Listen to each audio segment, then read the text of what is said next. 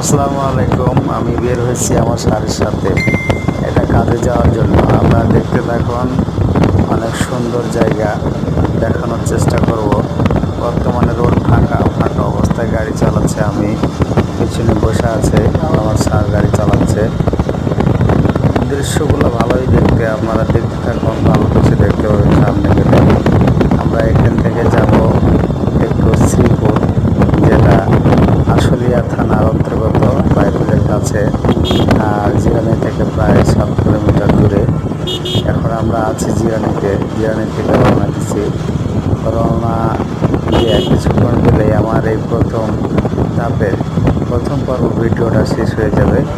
এই যে আমার সাভার বিকেএফসি ইউটার্ন পার হলাম। ইউটার্ন পার হতে যায় এই ডোবালা দেখলে, ডোবালা আমরা অল্পের জন্য বেঁচে গেলাম, অ্যাক্সিডেন্ট হলো না।